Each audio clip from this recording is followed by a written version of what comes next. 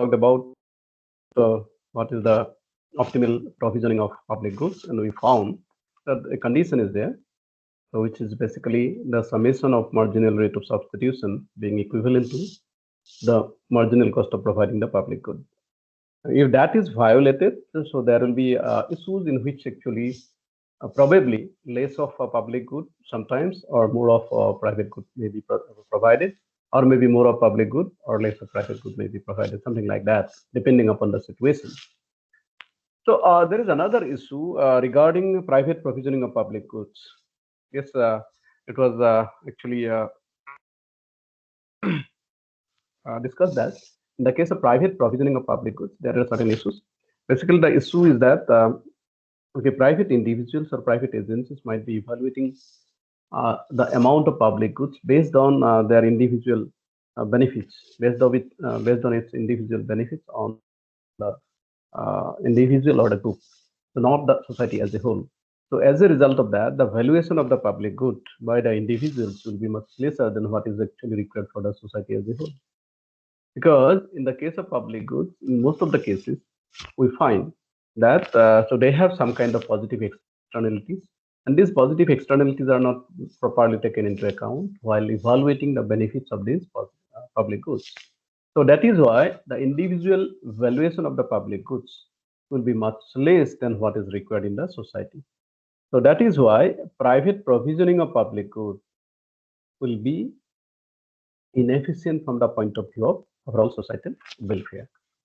Now, the problem here is that we cannot exactly find out the regulation of demand by the individuals.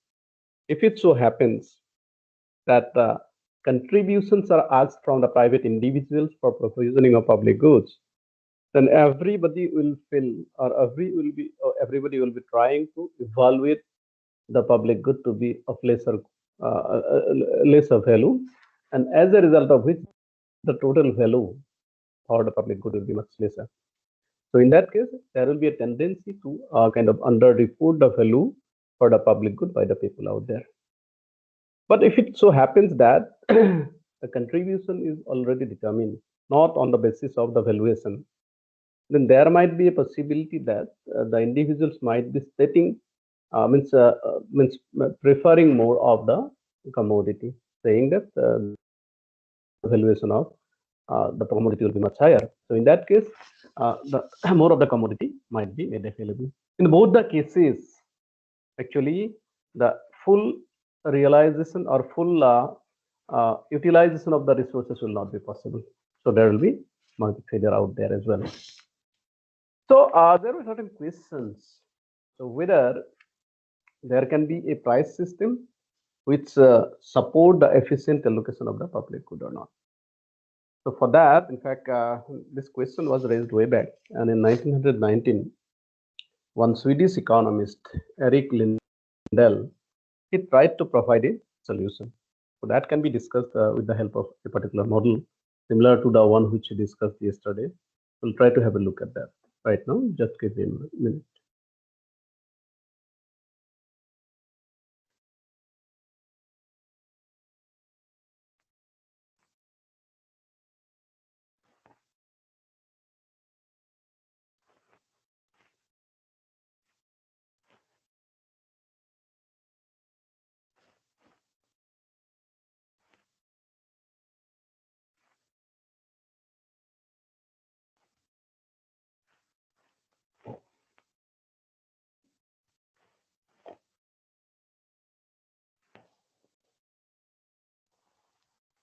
Can you see this Lindell allocation?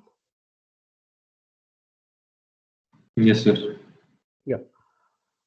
What he did actually, he assumed, as we did yesterday, that there will be suppose there are two economic agents, basically two individuals, and it is assumed that the public good which is being provided, so that is based on the contribution made by the two individuals. So the cost of the public good is apportioned in the ratio of h is to 1 minus h between the two agents. That basically means if the cost is 1, suppose h will be from individual 1, or maybe 1 minus h might be coming from individual 2, something like that. So an individual will be consuming both a public good as well as the private good. So his individual welfare will be dependent upon the consumption of the private good as well as the public good. So X's will be representing the consumption of the private goods, or even in essence,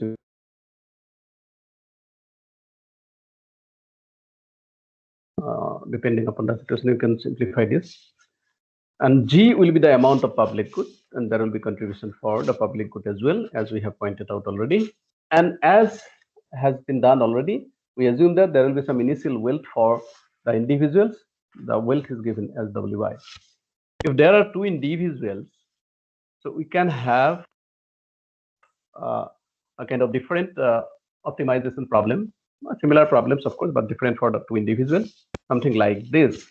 So where our intention is to maximize the individual welfare of the agents. For example, for agent 1, the objective will be to maximize utility U1, which is a function of two variables, x1 and g, where x1 is the private good consumed by the agent 1, and g is the public good consumed by agent 1. Now, this will be subject to the condition that the amount of wealth that is held by individual 1 cannot be exceeded by the expenditure made on purchase or maybe provisioning of the private and the public goods. So the condition is that x1 plus h1 hg will be equivalent to w1, or you can express x1 in terms of g, which will be actually w1 minus hg. So in that case, you can actually redefine the objective function as something like this, where you can maximize the utility function u1, which is a function of g, basically g, w1 minus hg and g. So you can construct the Lagrangian equation, and this Lagrangian equation will be given as equation number 4. U1 W1 minus H is G plus lambda W1 minus X1 minus Hg. Basically, this is a function of two variables and the Lagrangian multiplier. So X1 G means public good, private good, and the Lagrangian multiplier. So as you can see, that this is a constraint optimization, and for this constraint optimization case, so there will be two conditions. The necessary conditions will be with reference to the first derivative of the Lagrangian with reference to all these three variables, which should be made equivalent to 0. So while doing that, if we differentiate it with reference to x1, we can find equation number 5, which is nothing but the relationship between lambda and the kind of differentiated value of the utility function for individual one. So lambda is expressed as del u1, del x1. Basically, it's a kind of marginal utility in essence, you can say so. Similarly, we can have the second equation, which is coming out of differentiation of the Lagrangian with reference to the public good, which is given by G. So del L del Z is equal to 0 will give us another equation. So del U1 by del Z minus H lambda is equal to 0. That is another equation given by equation number 6. Similarly, if we differentiate L with reference to lambda, we get equation number 7. So since we know the value of lambda, so after substituting the value of lambda, we can find out another equation. So here from equation 6, when we put the value of lambda in equation 6, lambda is del u1 del x1, then we find out another equation which is given as del u1 del z is equal to h into del u1 del x1, which is equation number 8. So this is for agent number or individual one. Similarly, we can find out, okay, equilibrium condition for maximizing utility of the second individual. And for that, actually, one condition which can be arrived at is given as del u2 del g, basically change in the utility function as a result of change in the public goods, amount of public goods, which is given in terms of, again, h. So 1 minus h multiplied by del u2 by del x2. So from here, we can find out the values of h as well as 1 minus h. Okay, so h is again del u1 by del z divided by del u1 del x1. 1 minus h is del u2 del z divided by del u2 del x2. And in fact, if we see, so these h and 1 minus h are nothing but the cost or maybe kind of proportional costs that are borne by individual 1 and 2 for provisioning of the public goods. In a sense, you can say that this is the price for the public good for these two individuals. So normally, in the case of consumers' behavior, so we can have certain demand equations, demand functions. Demand functions are basically functions of price. Quantity is a function of price, or in a sense, the otherwise you can say that price is a function of quantity. That way we can express the demand function. Similarly, here also we can construct two demand equations based on the value of h or 1 minus h. So the two equations, demand equations from the two individuals for public good can be represented in the form of G1 and G2, where G1 is nothing but dependent on the value of or maybe the cost borne by individual 1, and G2 will be a function of the cost which will be borne by individual 2. So G1 is equivalent to G1 as a function of h, and G2 is a function of 1 minus h. Okay, so 1 minus h is the cost which will be a portion for individual 2. Now here, when h is low, means the cost or maybe the proportion of the amount, proportion of the cost that is to be borne by individual 1, the amount of the public good to be demanded by him will be relatively high, and the amount of public good to be demanded by the second individual will be low, because if h is low, 1 minus h will be high. So higher expenditure will actually lead to lesser demand of the public good. So that way we can find two different demand equations. Although these two demand equations are different, but actually since we are talking about a public good will be available in a particular quantity. So that's why we can very well assume that if these utility functions are well behaved, there is no problem, there is no other issues. Normally utility functions, we say that in terms of indifference curve that will be sloping from left to right, it's a kind of convex to the point of origin. If it behaves like that, then probably we can find out a particular value of h,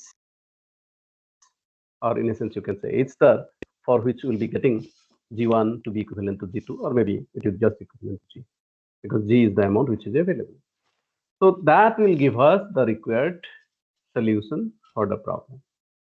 Okay, so here if we go by this, we can find that here we are trying to define demand equations in terms of the cost borne by the individual. So in that case, we can say that these demand equations are nothing but, or maybe the value of h, which is used here in the demand equations, are nothing but the ones which are similar to the price variables in the ordinary demand equations. Okay, so in that sense, probably we can consider h to be the price to be paid by individual 1, and 1 minus h to be the price to be spent by individual 2. So h can be written as P1, or 1 minus h can be written as P2, where P1 and P2 are the prices normally to be paid by the two individuals respectively for having the public goods. So if we find a level of expenditure to be paid by the individual, suppose h star, then h star plus 1 minus h star is nothing but 1, and that is so when we add this from the already available equations, probably we can give numbered equations to be 10 and 11.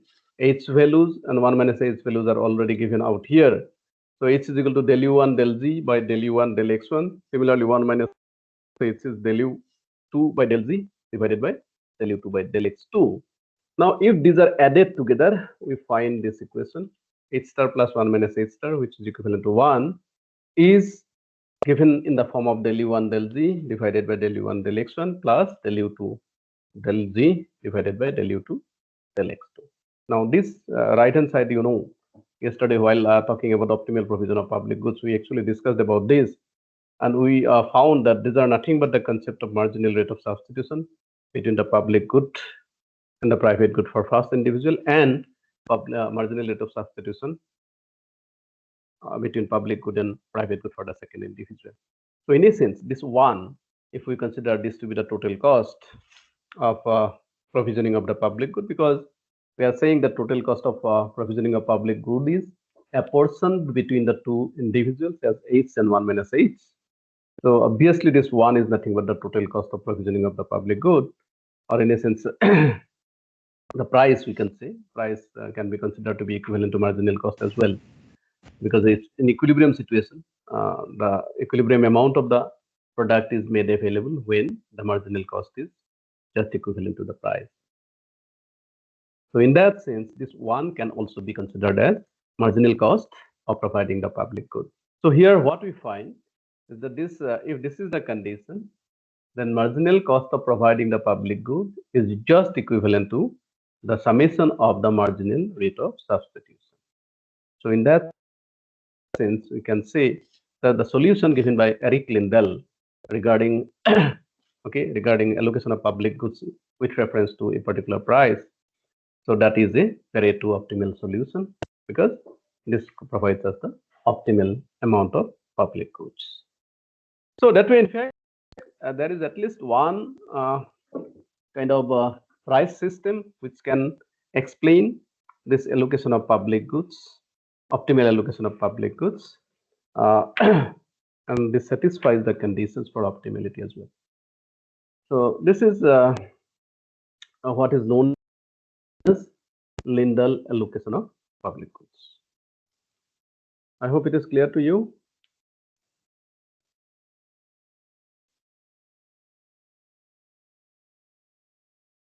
So with this, we can stop the discussion in public goods and we can move to other issues of market failure. So other issues include the convexities, non-convexities, and asymmetric information. We can have a look at those as well. So if there is any question on public goods, you can raise.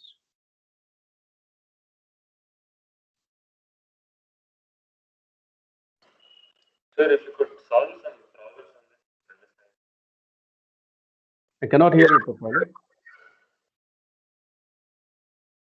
Hello.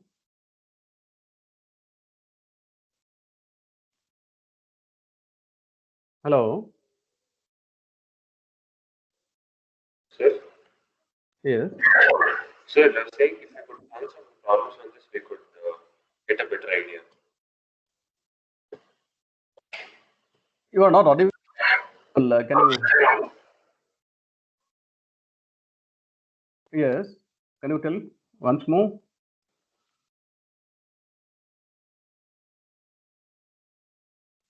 Hello. Hello. Yes. Yes, sir. Like the previous concept had a lot of these differential equations and stuff as well. So if you could solve some problem on it, we can understand it better. You want some problems, right? Yeah. Okay, I'll have to do it maybe in the next class, because what is happening, since you know about the limitations, I'm not writing in the laptop, right? So probably I can give you some examples, some problems, maybe in the next class, because I have to again share a file with you. Right now, it will be a little bit limitation for me. So will that be okay?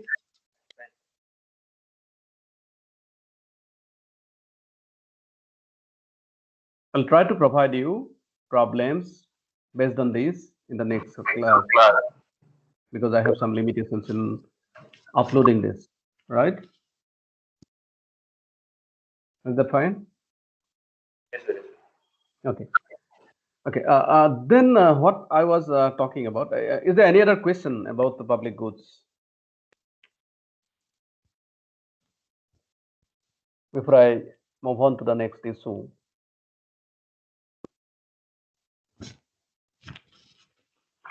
If there is no question, then I can move on to the next issue, the issue of non-convexities as a source of market failure. Okay, probably you can see it. Yeah. So normally, we talked about different sources of market failure, 6 different sources of market failure. Non-convexities will be another form of or source of market failure out here. Now, normally we assume that the benefit curves or cost functions So these are some of the functions or maybe curves which will be actually used extensively insofar as different provisioning of different goods and services is concerned. So insofar as pollution or public bad is concerned, so again, we have to find out the benefit and cost, and we have to take into account the overall societal welfare or societal cost, and accordingly, we have to find out how much of pollution is required or not. So these type of things are there. So for analyzing these things, we need to have ideas about the benefits as well as the cost. Mostly the marginal benefit and marginal cost functions, because for efficiency point of view, what happens, we try to find out the additional benefit that people will be getting by having one more unit of that good or service, or similarly, so what will be the additional cost that is to be borne by the individuals for providing that particular good or service. So normally it is beneficial means for a producer or for a provider of a good or service to, so if the benefits, marginal benefits are more than the marginal cost, definitely he will be trying to provide more and more, or will produce more and more goods and service. So this behavior continues up to that point where this marginal cost or marginal benefit is just equivalent to marginal cost. If marginal benefit is lesser than the marginal cost, then obviously the provider will not be interested in that, because in that case he will be incurring more expenditure compared to the increased marginal benefit. Okay, so marginal benefit. So that is why the maximum that a rational producer or supplier can go is to go to the point where the marginal benefit is just equivalent to marginal cost. So here, what happens when we talk about this marginal benefits and cost functions, we actually believe that they behave in a particular way. They are well behaved. Normally, the benefit curve, marginal benefit curve, the additional benefits that will be coming from additional amount of the goods or services provided are expected to decrease, whereas marginal costs are expected to increase. So these are the two things. So at a particular point of time, at a particular point, these two curves intersect, and that will give us the equilibrium amount of goods and services at a particular price. So basically, it means that if there is an equilibrium, whether it is for pollution or whether it is for something else, so that equilibrium is unique. Okay. So if a set of complete markets exist for something like water or pollution control, then it is expected that the market will send the right signal, correct signal about the socially optimal level of pollution or goods or service. Okay, based on that, we can say that it will be trying to give us the correct allocation of resources. But the issue here is that in practical situation, always we do not come across this type of well-behaved functions, whether it is cost curves or whether it is benefit curve functions. So they may not be so well-behaved. Marginal cost, for example, when we say that marginal cost will increase all the time, it might so happen that marginal cost might increase initially with increased pollution. But after a point of time, it might decrease or it might go up to zero. Because it might so happen that in the case of pollution or in the case of biodiversity and so many environmental resources are concerned, it might so happen that once this biodiversity, for example, is lost, it's a kind of irreversible process. You cannot get it back. Okay, so in that case, the cost might become zero as well. So the damage is so high or so large that there are simply no more cost as pollution increases. So simply the resource gets exhausted. So in that case, we cannot believe that marginal cost from pollution probably will be increasing all the time.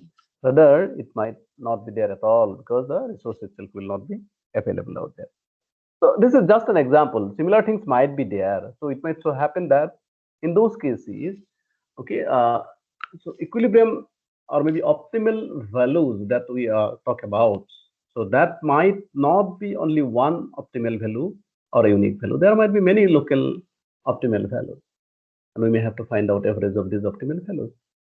So that is an issue actually. Which one of them can be taken up as the correct equilibrium position? So this is the situation of non-convexities. So where we might be finding more than one locally optimal level. It might be for pollution, it might be for something else. So in the presence of this type of non-convexities, so markets will not be able to provide the correct signal about the socially optimal level of pollution. So in that case, markets will not be giving the correct signal, markets will fail. That is the problem with non-convex. It is basically about the behavior of the functions that we often talk about, whether it is benefit functions or whether it is cost functions. Normally, we have certain assumption about the cost and benefits, but in the case of environmental resources, in the case of pollution kind of a thing, things might be a little bit different. It may not give us always a unique equilibrium position because the functions might not be behaving the way we expect them to behave. They may not be so well behaved in real life.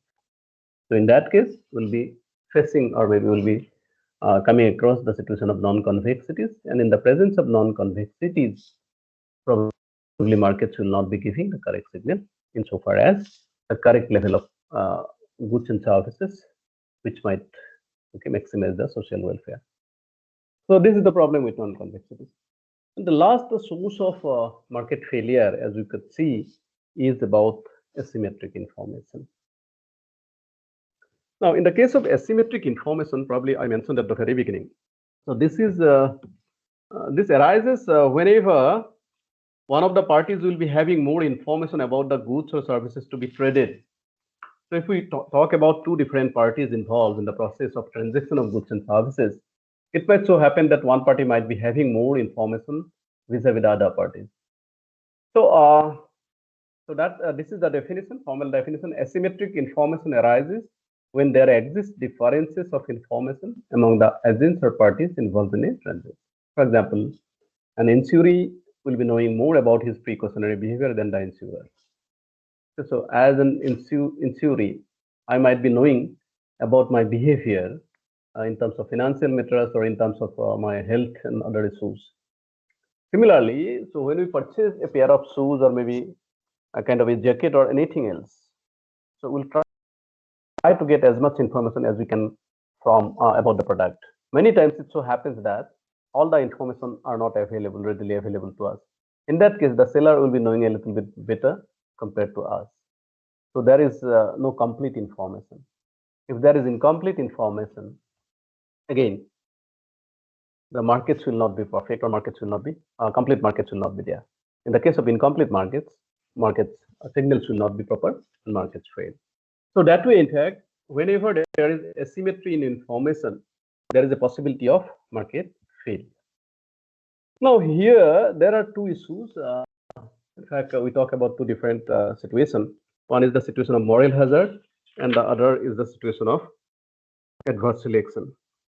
In the case of moral hazard, this is also known as the incentive problem. So it arises when the actions of one person are unobservable to a second person. Okay? So the actions of one person is unobservable to a second person. Suppose I am having a transaction with somebody else, and so the successful transaction of this will depend on how I behave actually after transacting this if I am a consumer. But if my action is not observable to the other person, then probably I might end up doing certain things which might not be good from the point of view of overall continuation of the transaction. So that creates a problem. So that is related with the moral hazard problem. In the second case, when you talk about adverse selection, so adverse selection problem arises when one person cannot identify the type or character of the second person. Kind of qualities or attributes of certain goods or services, or maybe the person. Persons, everybody will be having certain innate characteristics, motivation, other drive. All those things will be quite different from person to person. So these things cannot be noticed beforehand.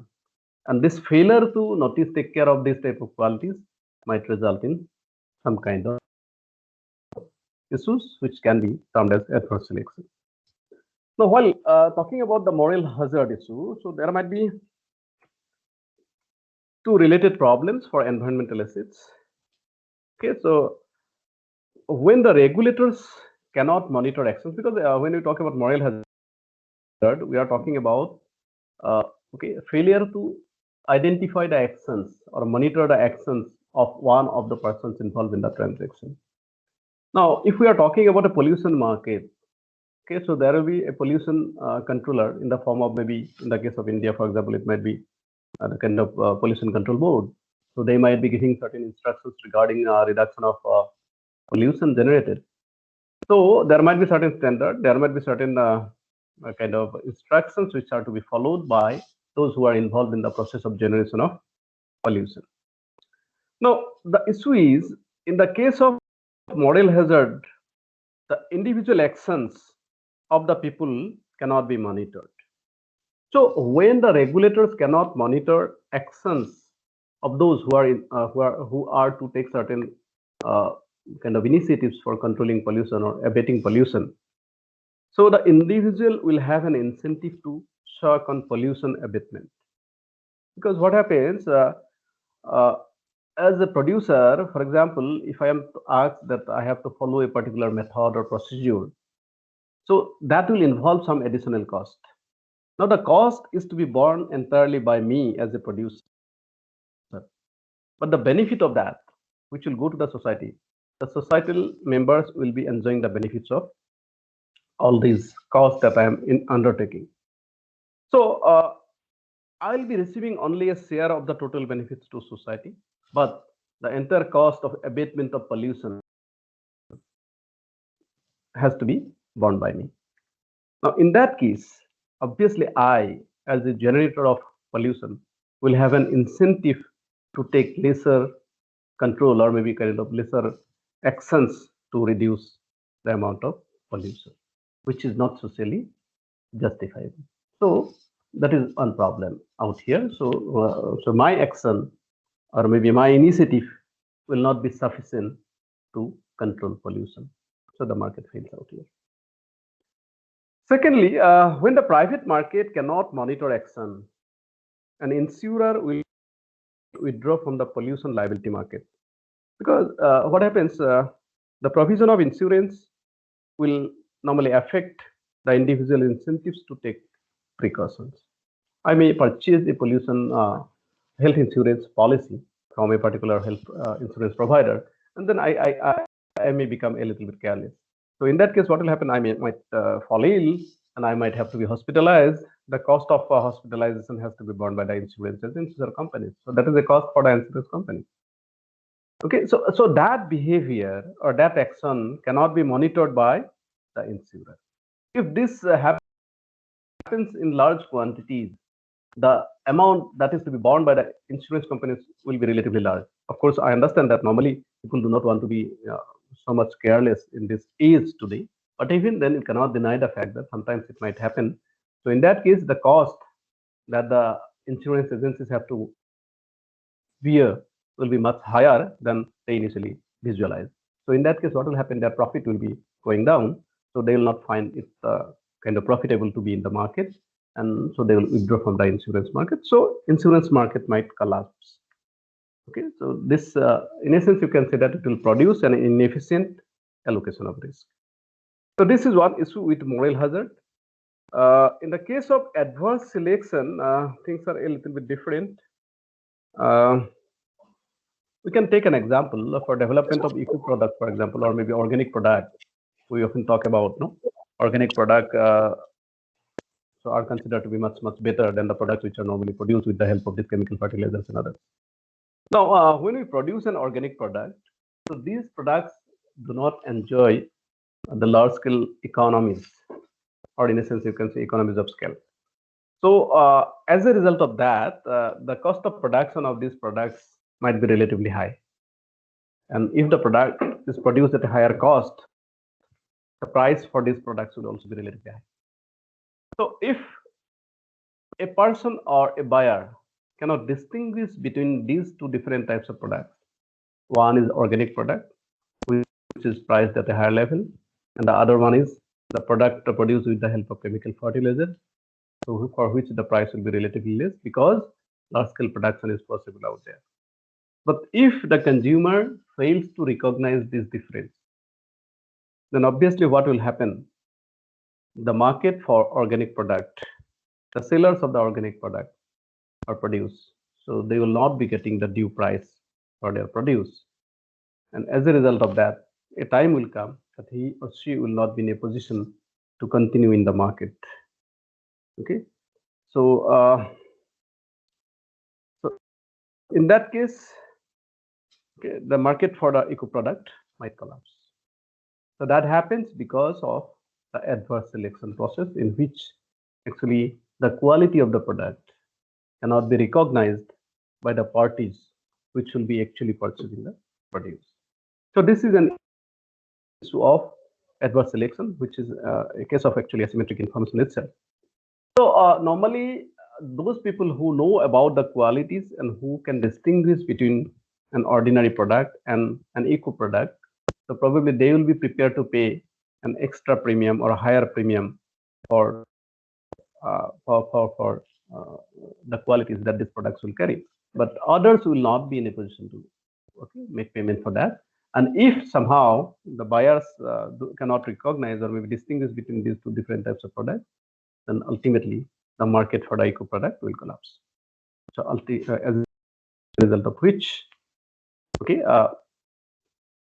the consumers will be actually deprived of good quality product. At the same time, the producers will also not be in a position to continue in the market. So markets fail out here as well. This is again a market failure situation. Of course, so we can discuss these things in detail as well, but this will require a lot of time. We have a lot of other topics to be covered.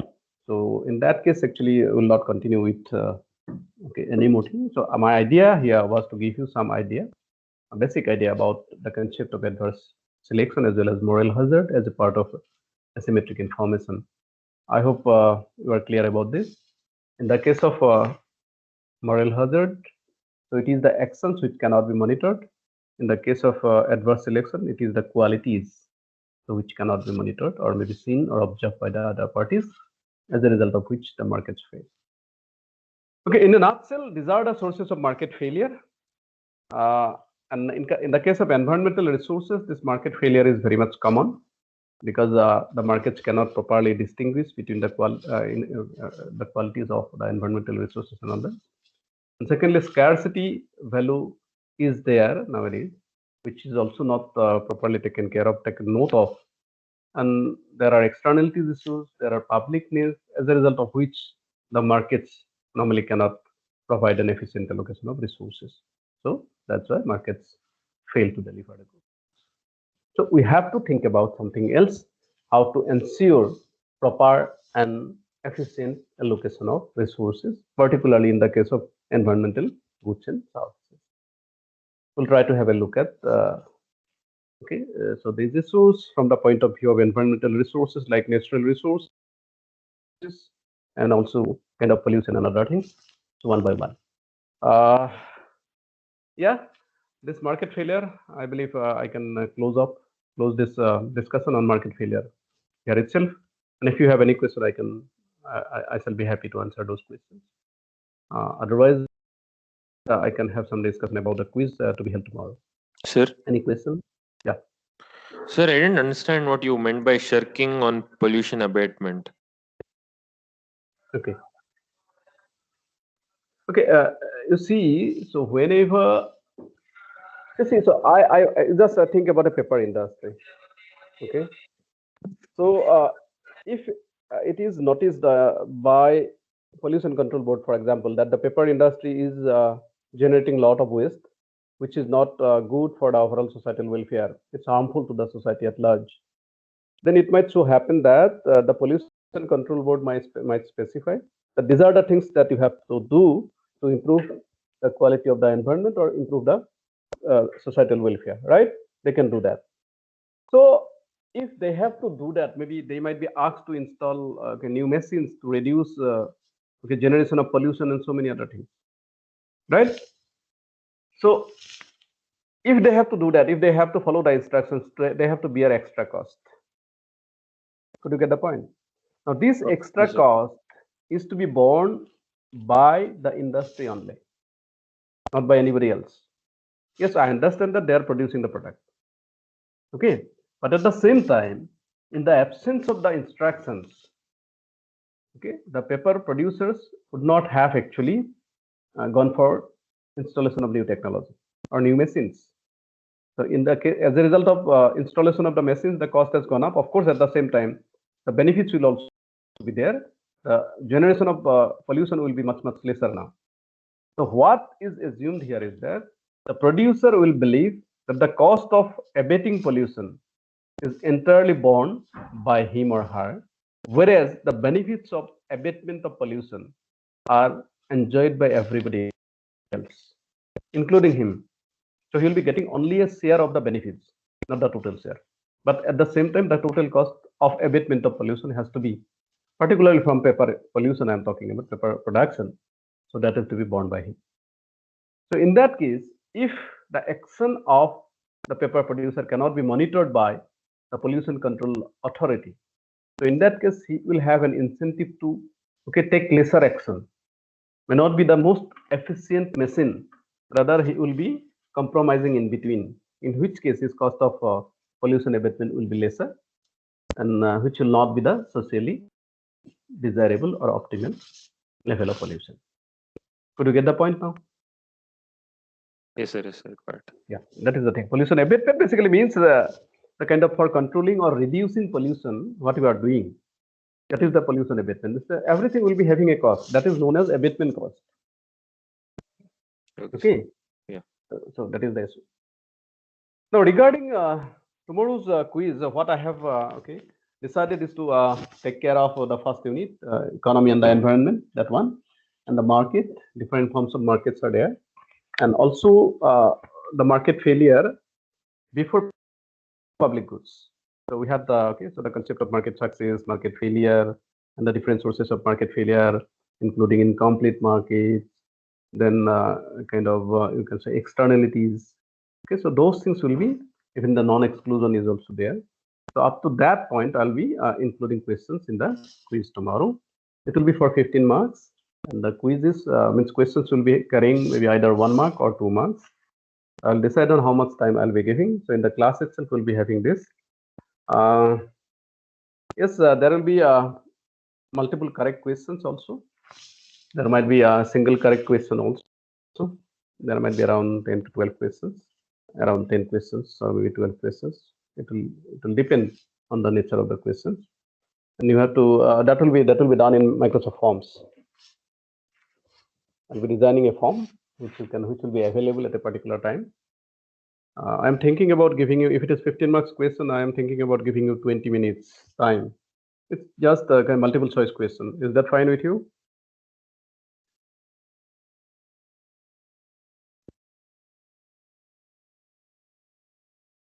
Yes, sir. So when will it start? Like in the first half of the session or in the later half? Now, if it is 20 minutes, so what I can do, so we can start at around 12:25. Is that fine? Because we'll be having the class at 12. We can have some discussion initially. Then at 12:25, we'll be starting the quiz. And then you can finish it off at 12:45. Sometimes it might require a little bit of time as well for some people actually who might be having some issues. I hope all of you will be in a position to appear in the quiz, no? Net connectivity is fine? Yes, sir. Okay. So that is the thing. Is there anything else you want to know? Sir, 15 questions in 20 minutes. No, 15 marks, 20 minutes. Questions might be 10 to 12. Okay, sir.